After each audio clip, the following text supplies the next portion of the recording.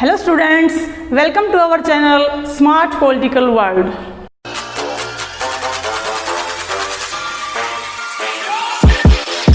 Dear students, सबसे पहले तो मैं आप सबको इस बात के लिए बधाई देना चाहूँगी कि आज हमारे चैनल ने 1000 सब्सक्राइबर्स कंप्लीट कर लिए हैं और इस सब के लिए आप सब बधाई के पात्र हैं, क्योंकि आप सभी ने इतने कम समय में ही हमारे 1000 सब्सक्राइबर करवा दिए हैं। तो इस सब के लिए आपका बहुत बहुत धन्यवाद। और अब चलते हैं अपनी वीडियो की तरफ, जिसमें हम राष्ट्रपति टॉपिक पर वीडियो बना रहे हैं। इस सीरीज़ में आज हम पार्ट 3 बनाएंगे, जिसके अंदर राष्ट्रपति की लेजिस्लेटिव पावर्स के बारे में स्टडी करेंगे। इससे पहले हम राष्ट्रपति के पद, योग्यताएं, निर्वाचन प्रक्रिया इत्यादि के बारे में, महाभियोग के बारे में तथा राष्ट्रपति की एग्जीक्यूटिव पावर्स के बारे में पढ़ चुके हैं। तो आइए देखते हैं legislative powers of the president. सबसे पहले इसके अंदर हम आर्टिकल 79 के बारे में पढ़ेंगे। आर्टिकल 79 में क्या लिखा गया है? देखिए, आर्टिकल 79 में बताया गया है कि संसद का निर्माण कैसे होता है। इसमें साफ शब्दों में लिखा गया है कि संसद लोकसभा, राज्यसभा तथा राष्ट्रपति से मिलकर के बनती है। आपसे क्वेश्चन पूछा जा सकता है कि क्या राष्ट्रपति संसद का सदस्य है? तो इसका उत्तर बिल्कुल हाँ में है, क्योंकि कोई भी बिल जब कानून बनने के लिए संसद में रखा जाता है तो पहले वो किसी भी सदन में रखा जाता है। दोनों सदन जब उस बिल को पारित करके राष्ट्रपति के पास भेजते हैं तो राष्ट्रपति के साइन करने के पश्चात ही कोई भी बिल कानून बनता है। अतः राष्ट्रपति संसद का अनिवार्य रूप से एक अंग है। तो ये बात लिखी गई है आर्टिकल 79 में कि जो राष्ट्रपति है वह संसद का अंग है, क्योंकि हमारी संसद बनती है लोकसभा प्लस राज्यसभा तथा प्लस राष्ट्रपति से। ये तीनों ही हमारी संसद के अंग हैं। तो ये बात आपको समझ में आ गई होगी कि कानून बनने के लिए राष्ट्रपति के हस्ताक्षर अनिवार्य है, क्योंकि राष्ट्रपति भी संसद का एक अनिवार्य हिस्सा होता है। इसके बाद हम देखते हैं आर्टिकल 9 में स्पष्ट शब्दों में ये लिखा हुआ है कि संसद के सभी सदस्यों को राष्ट्रपति शपथ दिलाएंगे अथवा राष्ट्रपति के द्वारा अधिकृत कोई अधिकारी संसद के सदस्यों को शपथ दिलाएंगे। तो आर्टिकल 99 के तहत है कि संसद के सदस्यों को कौन शपथ दिलाएगा? राष्ट्रपति। तो राष्ट्रपति सबसे पहले क्या करते हैं कि जब लोकसभा का चुनाव होकर के आता है तब वह सबसे पहले एक प्रोटेम स्पीकर की नियुक्ति करते हैं। प्रोटेम स्पीकर अर्थात अस्थायी अध्यक्ष।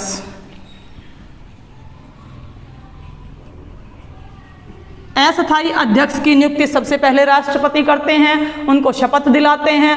फिर जो प्रोटेम स्पीकर होता है, अभी आप सोच रहे होंगे कि प्रोटेम स्पीकर के पद पर किसकी नियुक्ति की जाएगी? तो इसमें राष्ट्रपति किसकी नियुक्ति करेगा? किसी ऐसे सदस्य की जो कि लोकसभा में वरिष्ठतम सदस्य है।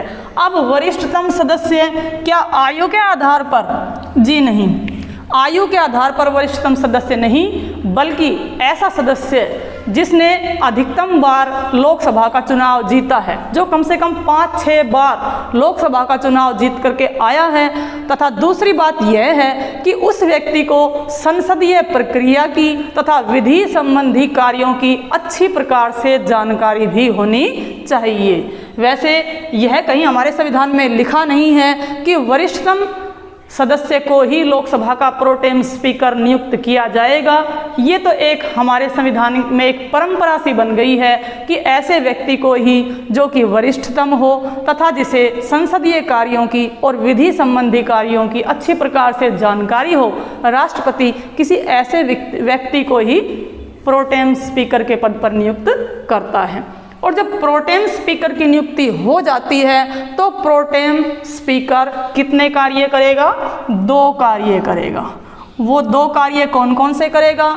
सबसे पहले तो वो अन्य सदस्यों को शपथ दिलाएगा जो कि चुनकर आए हैं, और दूसरे नंबर पर वो अपने पद पर तब तक कार्य करेगा जब तक कि कोई नया स्थायी अध्यक्ष का चुनाव लोकसभा में नहीं हो जाता है।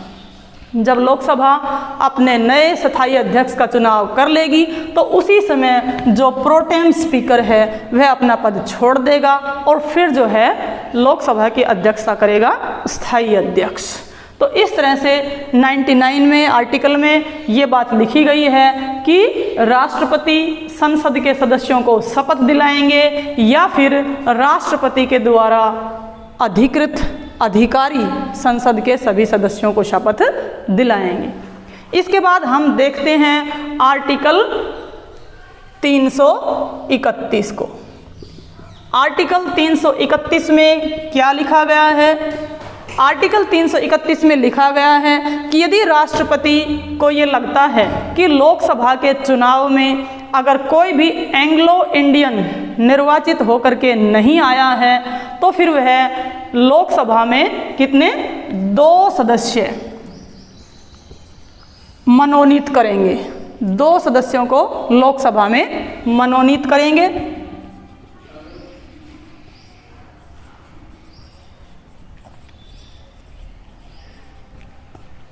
लोकसभा में मनोनीत करेंगे 2 सदस्यों को।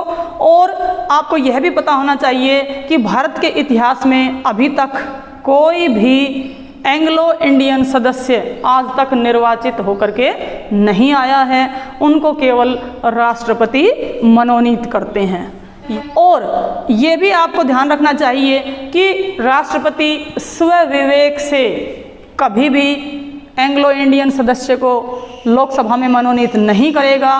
केवल प्रधानमंत्री और मंत्रिपरिषद ने जिन जिन नामों की सिफारिश राष्ट्रपति को की है उन्हीं लोगों को राष्ट्रपति लोकसभा में मनोनीत करेगा।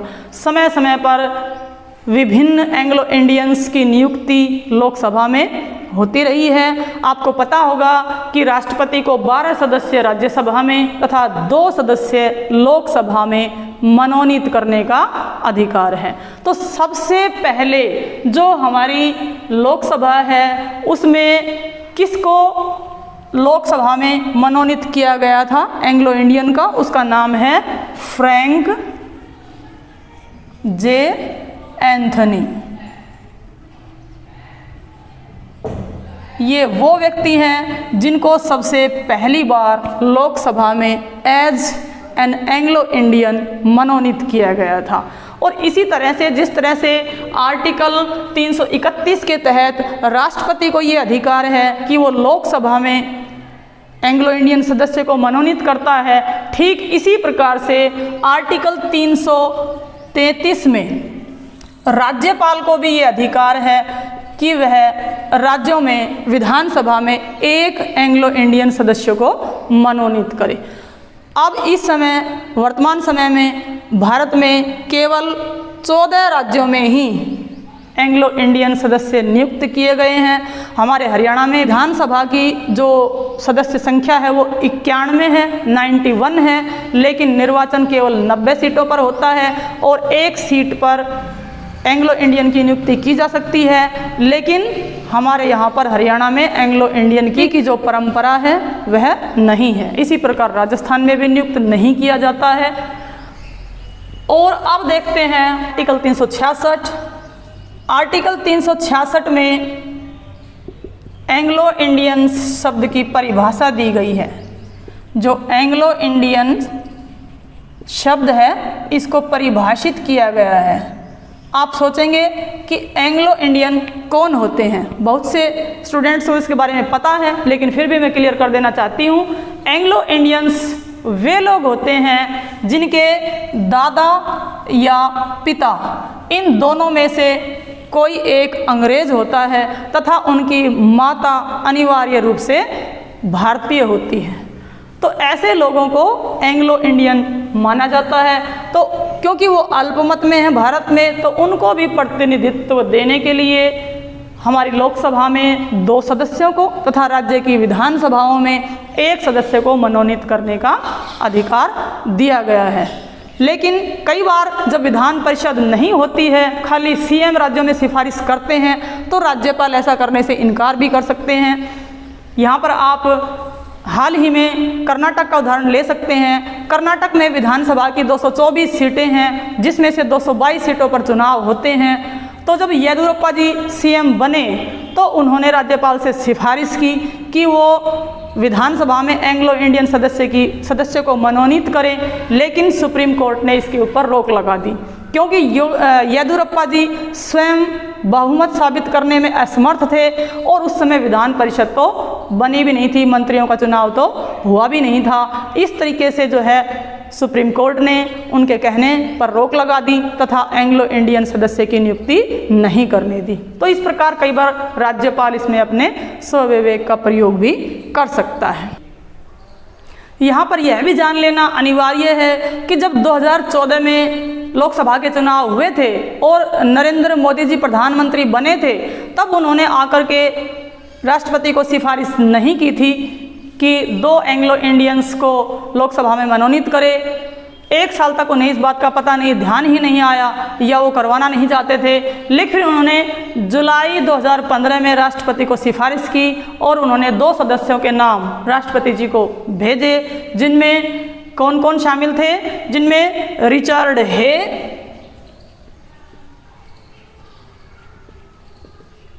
तथा जॉर्ज बेकर।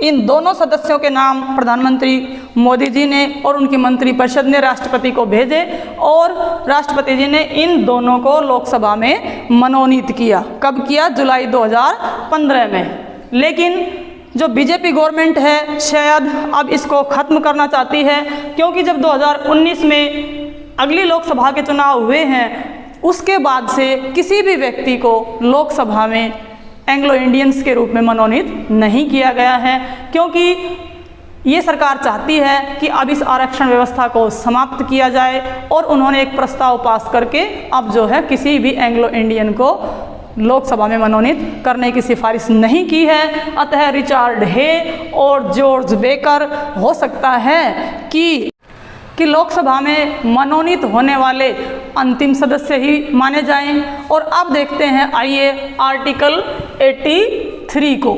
आर्टिकल 83 में क्या लिखा गया है? इसमें बहुत ही स्पष्ट शब्दों में लिखा गया है कि राज्यसभा में राष्ट्रपति को 12 सदस्य मनोनीत करने का अधिकार दिया गया है।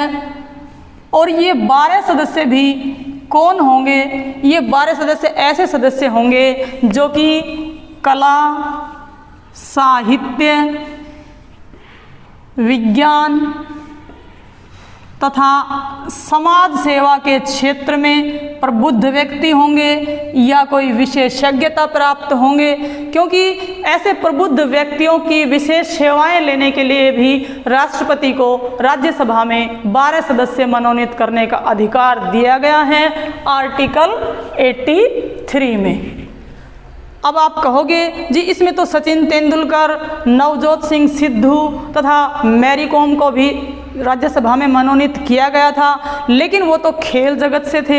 यहाँ पर इनमें खेल शब्द का जिक्र तो नहीं किया गया है। हाँ, यह बात बिल्कुल सत्य है कि हमारे संविधान में कहीं भी खेल शब्द का वर्णन नहीं किया गया है, लेकिन अगर हम देखें तो खेल भी तो एक कला ही है। अतः खिलाड़ियों को भी राज्यसभा में मनोनीत किया जा सकता है। इसके बाद आइए देखेंगे आर्टिकल 85, 86 और 87। इनमें राष्ट्रपति को व्यवस्थापिका संबंधी स्पेशल कार्य दिए गए हैं। तो सबसे पहले देखते हैं कि आर्टिकल 85 में क्या दिया गया है। आर्टिकल 85 में बताया गया है कि राष्ट्रपति को संसद का जो अधिवेशन है उसे बुलाने का अधिकार दिया गया है।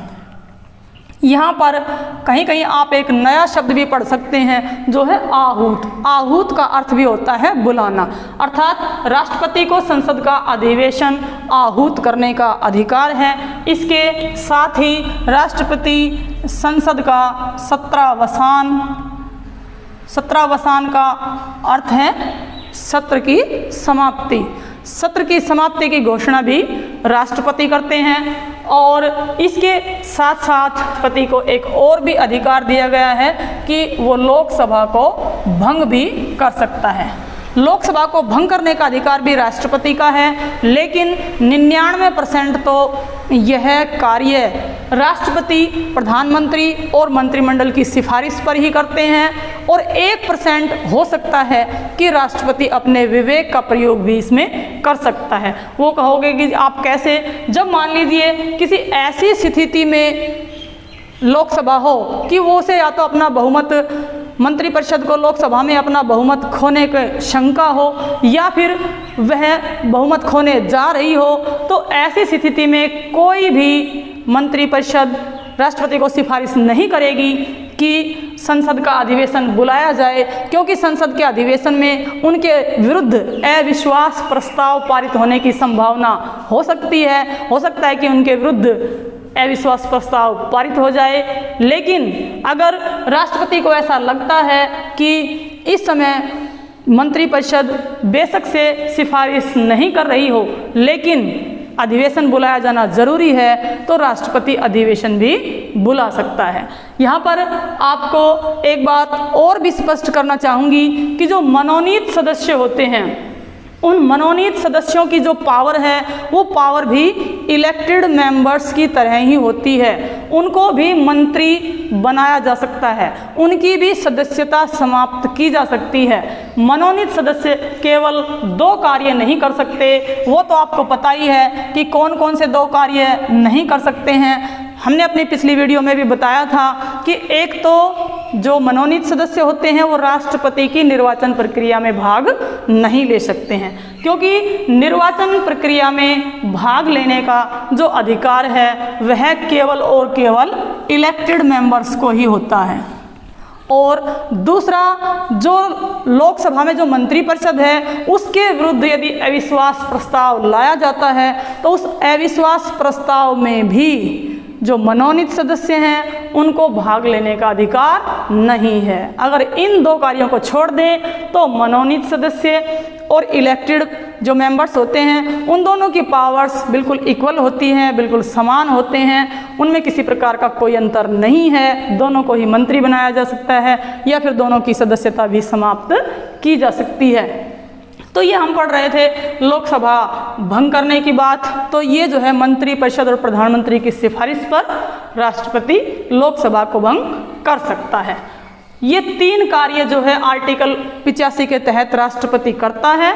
नंबर 1 संसद के अधिवेशन को बुलाना, दूसरा सत्रावसान करना और तीसरा लोकसभा को भंग करना। तो आर्टिकल 85 के तहत राष्ट्रपति ये 3 कार्य करता है। और अब देखते हैं आर्टिकल 86, इसमें राष्ट्रपति क्या करता है? संसद को संबोधित करना। संसद को संबोधित करने का राष्ट्रपति का महत्वपूर्ण कार्य है, लेकिन संबोधित करते समय जो राष्ट्रपति का जो भाषण है वह कौन तैयार करता है? मंत्रिपरिषद तैयार करता है। मंत्रिपरिषद के द्वारा तैयार किए गए भाषण के अनुसार ही राष्ट्रपति केवल संसद को संबोधित कर सकते हैं। इसके अलावा राष्ट्रपति संसद में संदेश भी भेज सकते हैं। उन्हें कोई भी महत्वपूर्ण संदेश भेजना हो तो राष्ट्रपति को आर्टिकल 86 के तहत ये अधिकार है कि वो वहाँ पर संदेश भेज सकते हैं। लेकिन आपको यहाँ पर यह बात ध्यान रखनी चाहिए कि संसद के सत्र को आहूत करने का अधिकार तो राष्ट्रपति को है, लेकिन संसद के सत्र को स्थगित करने का अधिकार राष्ट्रपति को नहीं है, क्योंकि स्थगित करेगा लोकसभा का अध्यक्ष। सदन के अध्यक्ष को स्थगित करने का अधिकार है। तो यहाँ पर कोई प्रश्न भी आपसे बना करके पूछा जा सकता है कि निम्नलिखित में से कौन सा राष्ट्रपति का कार्य नहीं है, तो इसमें से आपको दे दिया जाएगा नंबर 1 संसद को आहूत करना, नंबर 2 संसद का सत्रावसान करना, नंबर 3 संसद को संबोधित करना और नंबर 4 संसद के सत्र को स्थगित करना। तो चौथा ऑप्शन आपका आंसर हो जाएगा, क्योंकि स्थगित करने का अधिकार केवल सदन के अध्यक्ष को ही होता है। अब यहाँ पर देखेंगे आर्टिकल 87। आपको पता होना चाहिए कि संसद के वर्ष में कितने सत्र होते हैं? 3 सत्र होते हैं, जिसमें से 3 सत्र में से जो सबसे पहला सत्र होता है वो होता है बजट सत्र, उसके बाद फिर मानसून सत्र और उसके बाद फिर शीतकालीन सत्र। ये 3 जो सत्र होते हैं, इनमें से इन तीनों सत्र को आयोजित करने में 6 महीने से अधिक का अंतर नहीं होना चाहिए। तो राष्ट्रपति का ये विशेष अधिकार है कि वह प्रथम सत्र को विशेष रूप से संबोधित करते हैं। जैसे कि प्रथम सत्र बजट सत्र होता है, तो बजट सत्र को राष्ट्रपति को विशेष रूप से संबोधित करने का अधिकार है। और इसी प्रकार से जब लोकसभा का चुनाव होता है, तो जो नई लोकसभा चुनकर आती है, तो लोकसभा के भी प्रथम बैठक को राष्ट्रपति को जो है संबोधित करने का अधिकार होता है। अब हमने जब ये आर्टिकल 85, 86 और 87 जब देख लिए हैं, तो इसके बाद अब हम राष्ट्रपति की एक और महत्वपूर्ण पावर के बारे में पढ़ेंगे। वो महत्वपूर्ण पावर है संसद के संयुक्त अधिवेशन को बुलाना। जी हाँ, आर्टिकल 108 इसमें दिया गया है संसद के संयुक्त अधिवेशन को बुलाना। ये भी राष्ट्रपति का अधिकार है, लेकिन संयुक्त अधिवेशन कब बुलाया जाएगा? जब संसद के दोनों सदनों में गतिरोध पैदा हो गया हो, यानी कि एक बिल को जब मान लीजिए पहले कोई से सदन में रखा गया, तो उस सदन ने तो पारित कर दिया, लेकिन दूसरे सदन ने पारित नहीं किया। मान लीजिए कि लोकसभा ने किसी बिल को पारित करके राज्यसभा में भेज दिया, लेकिन राज्यसभा में उस बिल को पढ़े हुए 6 महीने से अधिक समय हो गए हैं, लेकिन उसे पारित नहीं किया है। तो ऐसे समय में इस गतिरोध को दूर करने के लिए राष्ट्रपति को आर्टिकल 108 के तहत ये अधिकार है कि वह संसद का संयुक्त अधिवेशन बुलाए तथा उस बिल को वहाँ पर पारित करवाए। तो ये भी राष्ट्रपति का एक अधिकार है आर्टिकल 108 के तहत। और अब हम देखेंगे आर्टिकल 111। आर्टिकल 111 आर्टिकल 111 को पढ़ने से पहले एक बार हम फिर से आर्टिकल 79 की तरफ ध्यान देंगे। आर्टिकल 79 में हमने पढ़ा था कि कानून बनने के लिए संसद में किस किस की अनुमति जरूरी है? लोकसभा, राज्यसभा और प्लस प्रेसिडेंट। इन तीनों की अनुमति से ही कानून बनता है। राष्ट्रपति जब सिग्नेचर कर देगा तो ही कानून बनेगा। लेकिन हमारे संविधान में कहीं पर भी इस बात का जिक्र नहीं है कि राष्ट्रपति सिग्नेचर करने में कितना समय लेगा। और जब तक राष्ट्रपति किसी बिल पर साइन नहीं करता है, उस समय को वीटो माना जाता है। वीटो अर्थात निषेध अधिकार माना जाता है। जब राष्ट्रपति के समय का कहीं पर जिक्र नहीं है, तो राष्ट्रपति इस बात का फायदा उठा सकता है। आइए देखते हैं कैसे। क्योंकि आर्टिकल 111 में क्या दिया गया है? आर्टिकल 111 में बिल के ऊपर राष्ट्रपति की जो सहमति है उसके बारे में वर्णन किया गया है कि राष्ट्रपति बिल पर किस प्रकार सहमति प्रकट करेगा। तो इस मामले में राष्ट्रपति 3 स्टेप उठा सकता है। नंबर 1, या तो जब राज्यसभा और लोकसभा बिल पारित करके राष्ट्रपति के पास भेजे तो वह उन पर साइन कर सकता है। दूसरे, वह साइन करने से मना कर सकता है। या फिर तीसरे, उसको जो है पुनर्विचार के लिए संसद में वापस भेज सकता है। इन तीनों में से कोई सा भी स्टेप राष्ट्रपति उठा सकता है, लेकिन तब तक वो साइन नहीं करता है, तब तक वो वीटो माना जाता है। अब देखिए, जब आर्टिकल 111 में किस प्रकार से बिल पर राष्ट्रपति की सहमति के बारे में बताया गया है, हम देखें तो देखिए वीटो क्या है। वीटो शब्द को हिंदी में निषेधाधिकार कहते हैं और पूरी दुनिया में 4 प्रकार के निषेधाधिकार का प्रयोग किया गया है। इसमें से हम पूरी दुनिया के वीटो के बारे में पढ़ रहे हैं क्योंकि भारतीय संविधान में कहीं पर भी वीटो शब्द का जिक्र नहीं किया गया है। तो इसमें से जो सबसे पहली प्रकार का है उसको हम कहेंगे क्वालिफाइड वीटो। अगर आप यहाँ पर वीटो शब्द की हिंदी देखेंगे, क्वालिफाइड शब्द की हिंदी देखेंगे तो इसको हम कहेंगे विशेषित निषेधाधिकार। अगर आप हिंदी पर जाएंगे तो आपको ये शब्द समझ में नहीं आएंगे, अतः आप इस पर हिंदी में न सोच करके केवल अंग्रेजी शब्द पर ध्यान दीजिए, क्वालिफाइड वीटो। अब क्वालिफाइड वीटो क्या होता है? ये एक इस प्रकार का वीटो है कि मान लीजिए संसद ने किसी बिल को पारित करके राष्ट्रपति के पास भेज दिया है, लेकिन राष्ट्रपति ने पुनर्विचार के लिए, रिकंसिडरेशन के लिए उस बिल को फिर से संसद के पास भेज दिया और संसद ने 2/3 बहुमत से उस बिल को पास करके दोबारा से राष्ट्रपति के पास भेज दिया है, तो राष्ट्रपति को उस बिल पर हस्ताक्षर करने ही होते हैं। इसे कहते हैं क्वालिफाइड वीटो। लेकिन ध्यान रहे कि ये वाला जो वीटो का अधिकार है ये भारतीय राष्ट्रपति को प्राप्त नहीं है, क्योंकि ये वाला केवल अमेरिकन राष्ट्रपति को ही प्राप्त है। आपको पता होगा कि अमेरिका में जो संसद है उसे क्या कहते हैं? कांग्रेस कहते हैं। और जब कांग्रेस दोबारा 2/3 बहुमत से बिल पारित करके राष्ट्रपति को भेजती है तो राष्ट्रपति को उसके ऊपर सिग्नेचर करने ही पड़ते हैं। इसको कहते हैं क्वालिफाइड वीटो। और अब हम देखते हैं दूसरे प्रकार का वीटो कौन सा है? एब्सोल्यूट वीटो अर्थात आत्यंतिक निषेधाधिकार। एब्सोल्यूट वीटो में क्या होता है कि इसके अंतर्गत जब संसद कोई बिल पारित करके राष्ट्रपति के पास भेजती है तो राष्ट्रपति उसे अपने अनुमति देने से इनकार कर सकता है, और जब राष्ट्रपति इनकार कर देता है तो बिल फिर वो समाप्त हो जाता है और भारतीय राष्ट्रपति को यह पावर प्राप्त है।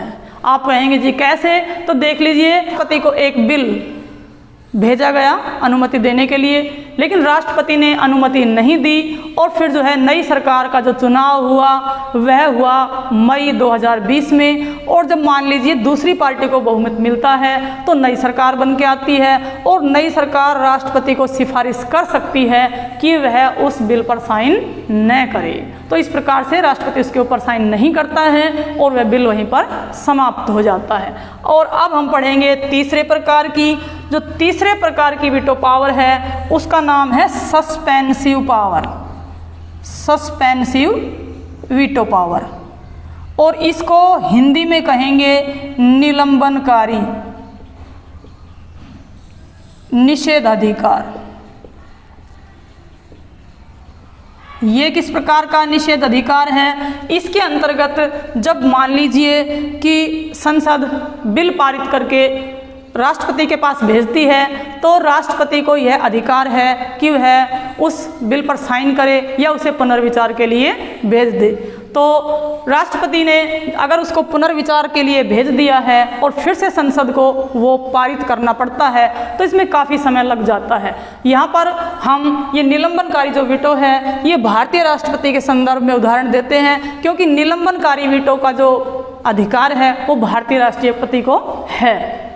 इसमें यहाँ पर उदाहरण दिया जा सकता है, राष्ट्रपति ने जब जया बच्चन जी को राज्यसभा का सदस्य बनाया गया तो उस समय उन्होंने उनकी सदस्यता को रद्द कर दिया, क्योंकि उन्होंने माना कि जया बच्चन किसी लाभ के पद पर भी विराजमान थी। तो उनके लाभ के पद को देखते हुए उनकी संसद की सदस्यता को राष्ट्रपति ने रद्द कर दिया। लेकिन उसी समय कांग्रेस पार्टी ने संसद में एक विधेयक पारित किया तथा कुछ जो पद थे उनको लाभ के पद से बाहर कर दिया तथा फिर से उसको राष्ट्रपति के पास भेजा। राष्ट्रपति ने पुनर्विचार के लिए उस बिल को फिर से कांग्रेस पार्टी के संसद में भेजा, लेकिन 2/3 बहुमत से कांग्रेस ने फिर से उस बिल को पारित करके राष्ट्रपति के पास भेजा। तो इस प्रकार से इस प्रक्रिया में काफ़ी समय लग गया, जो है जया बच्चन को मनोनीत माना गया। इस तरह से ये निलंबनकारी वीटो भारतीय राष्ट्रपति को प्राप्त है। और जो चौथा प्रकार का जो वीटो है वो है पॉकेट वीटो, यानी कि जेबी निषेधाधिकार। जेबी निषेधाधिकार भी भारत के राष्ट्रपति को प्राप्त है। इसका उदाहरण 1986 में राष्ट्रपति ज्ञानी जैल सिंह का उदाहरण दिया जा सकता है, क्योंकि 1986 में जब ज्ञानी जैल सिंह राष्ट्रपति थे तो उस समय राजीव गांधी की सरकार होती थी, राजीव गांधी प्रधानमंत्री होते थे। तो उन्होंने पोस्ट ऑफिस बिल एक पास करके और राष्ट्रपति जी के पास भेजा, जिसमें डाकघर का जो डाकिया था उसको ये अधिकार दिया गया था कि वह किसी भी लिफाफे को खोलकर देख सकता है। लेकिन राष्ट्रपति महोदय ने सोचा कि ये जो खोलकर देखना है लिफाफा, ये तो संविधान के भाग 3 और आर्टिकल 21 के अंतर्गत व्यक्ति की निजता का उल्लंघन है, अतः उन्होंने इसे अनुमति देना उचित नहीं समझा और उन्होंने ना ही उस बिल को पुनर्विचार के लिए वापस भेजा और ना ही साइन करने के लिए मना किया। वो बिल आज तक भी उनके पास पड़ा हुआ है और ये जो बिल था वह कानून भी नहीं बन सका। तो इस प्रकार का प्रयोग जब राष्ट्रपति करता है तो उसे हम कहते हैं पॉकेट वीटो। तो ये सारी की सारी जो है 4 प्रकार के आपने वीटो पावर्स देख लिए होंगे और आपको समझ में भी आ गए होंगे। और अब हम राष्ट्रपति की एक और लेजिस्लेटिव पावर के बारे में पढ़ेंगे, वो बहुत ही ज़्यादा इम्पोर्टेंट है और उसको भी आपको समझना बहुत ही ज़रूरी है। अब हम देखेंगे आर्टिकल 123 के तहत राष्ट्रपति की अध्यादेश जारी करने की पावर। अध्यादेश क्या है? अध्यादेश भी एक प्रकार का कानून होता है, एक प्रकार की विधि होती है और इसको अंग्रेजी में कहते हैं ऑर्डिनेंस। लेकिन ये अध्यादेश कब जारी किया जाता है?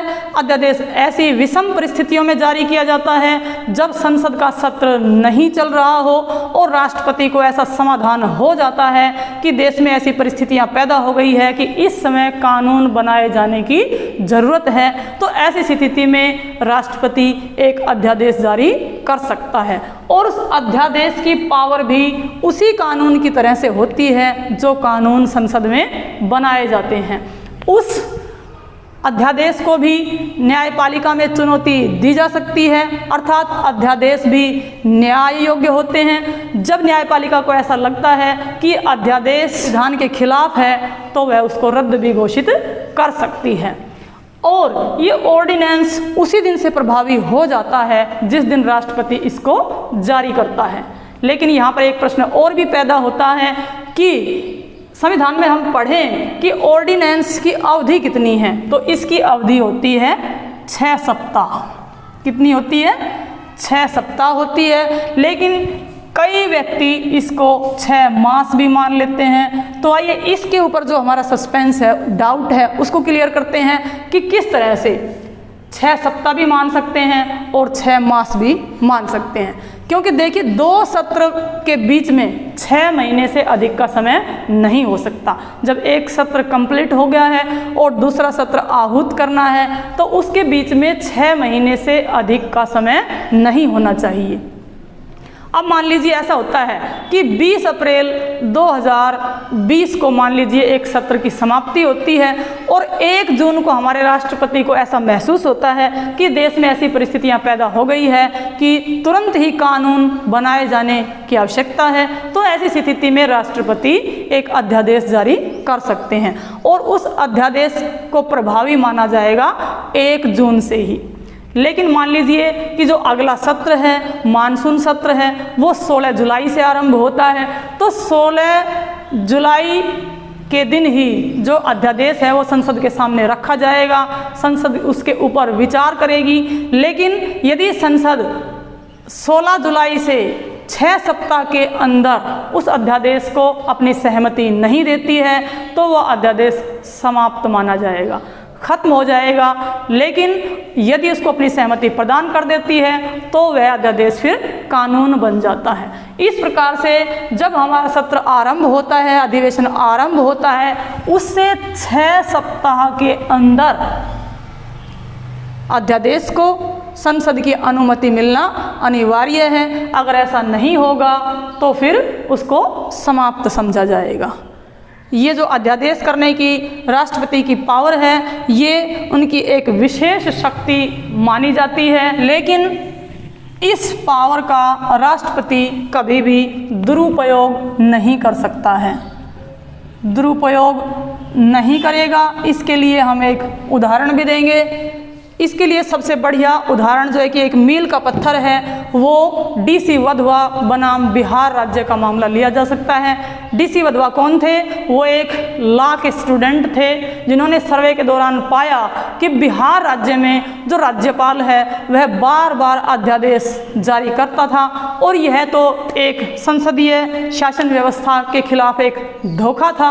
अतः वह इस मामले को सुप्रीम कोर्ट में लेकर गए और सुप्रीम कोर्ट ने कहा कि बार बार अध्यादेश जारी करना क्या है? ये एक अध्यादेश राज है।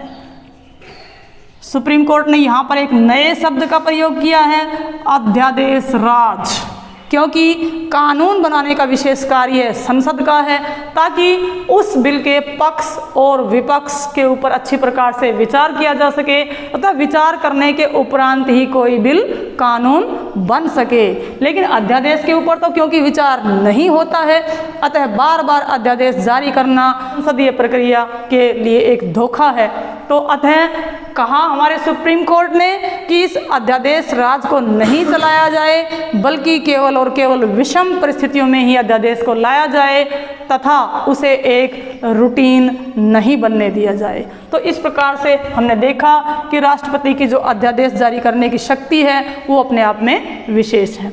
तो डियर स्टूडेंट्स, ये सभी थी हमारे राष्ट्रपति की लेजिस्लेटिव पावर्स। उम्मीद करती हूँ कि आपको ये सारी की सारी पावर्स अच्छी प्रकार से आर्टिकल वाइज समझ में आ गई होगी। और अब हम जो है अगले वीडियो में राष्ट्रपति की वित्तीय शक्तियों, न्यायिक शक्तियों और आपातकालीन शक्तियों के बारे में अध्ययन करेंगे। आपको अगर वीडियो पसंद आई है तो लाइक कीजिए, शेयर कीजिए, वीडियो के ऊपर अधिक से अधिक कमेंट कीजिए, ताकि इससे हमें जो है रीइंफोर्समेंट मिलता रहे और मैं आपके लिए इसी प्रकार से अच्छी वीडियो बनाती रहूं। धन्यवाद।